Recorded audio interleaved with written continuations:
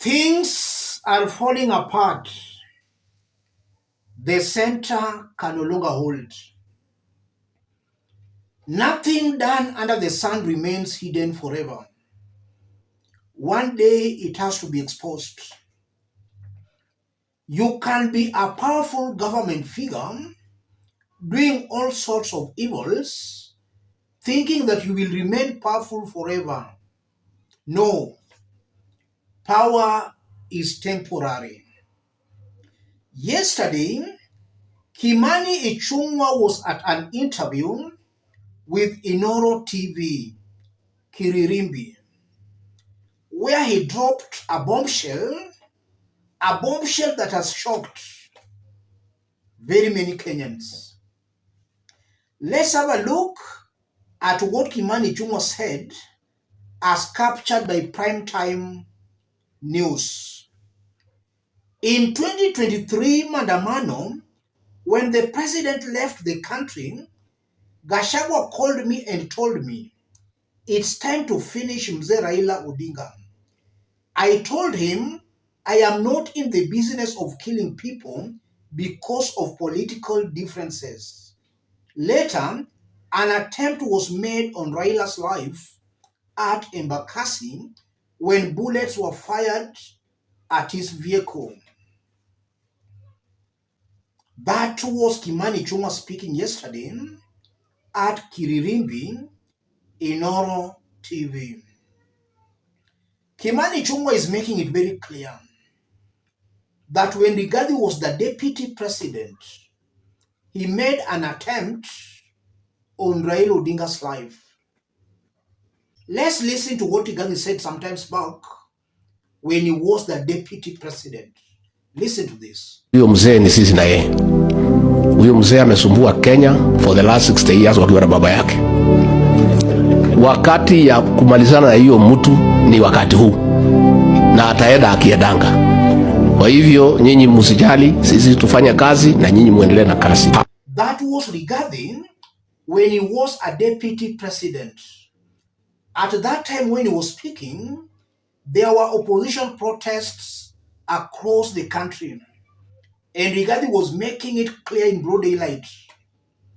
Hii ndio wakati wa kumalizana na huyu mzee.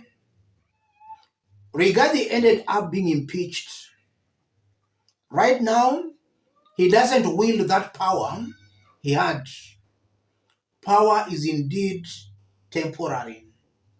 The remarks made yesterday by Kimani ICHUNGWA have drawn some mixed political reactions.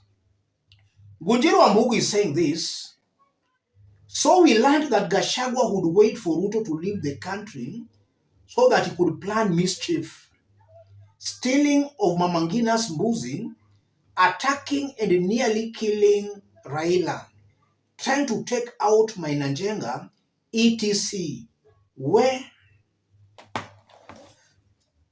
that's how Rigathi behaved when he was a deputy president. And in this forum, you all know, I've been exposing some of these issues. We also remember when Rigathi Gachagua was a DO in Molo, what happened there.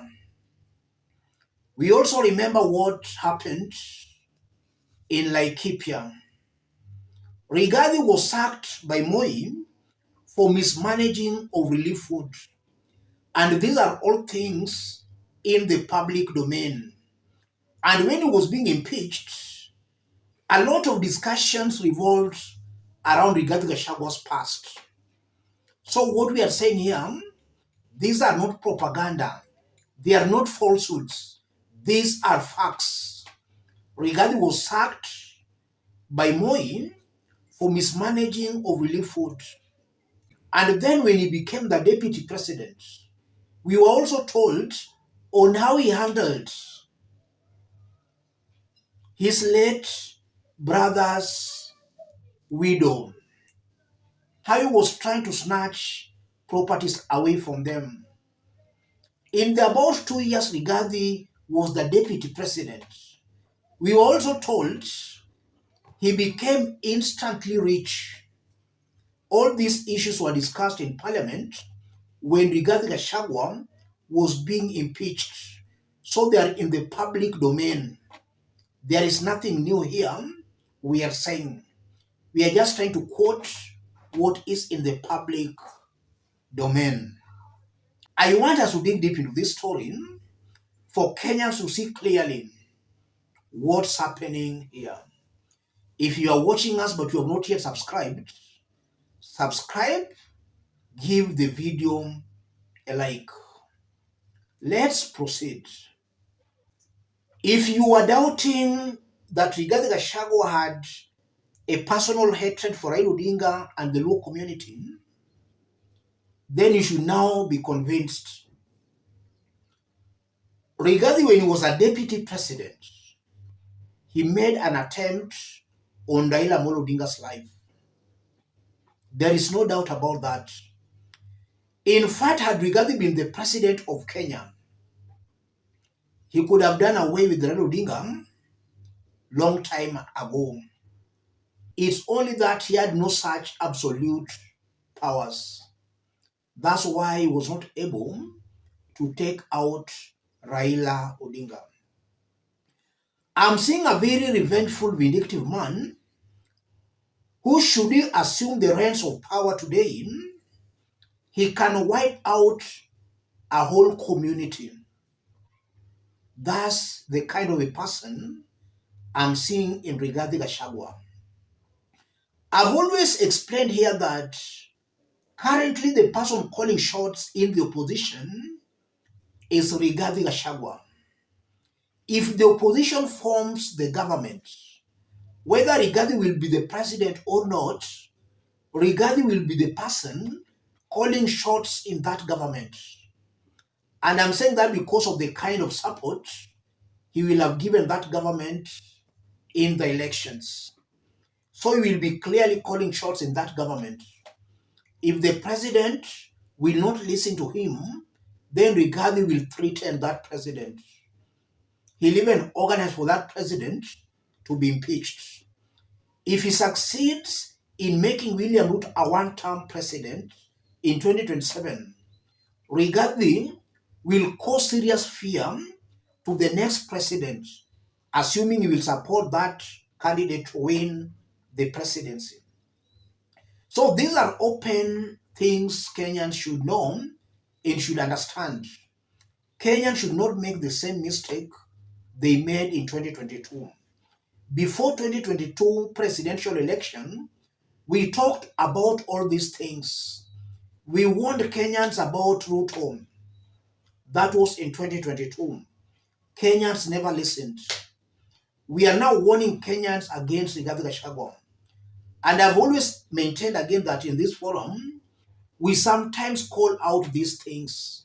We don't just do political analysis without calling out these open thuggeries. Rigathi is not fit holding any public office.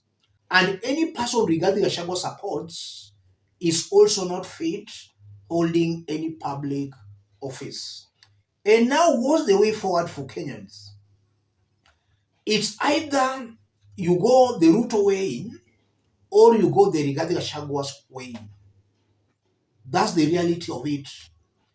If you look at Ruto and Rigathi Gachagua, William Ruto is 1,000 times better than Rigathi Gachagua. And when I say that, I'm not saying that because I support Ruto. I don't believe in William Ruto's political ideologies. It's important I make that very clearly here. You know, sometimes Kenyans do misquote people. I don't believe in Ruto. I'm not a William Ruto supporter. But now comparing William Ruto and the opposition, William Ruto is 1,000 times better than the opposition. And should it reach a place where we must make those comparisons, then William Ruto is far much better. Rigathi is not fit holding a public office. And we also know what happened to Uhuru Kenyatta's Northlands farm.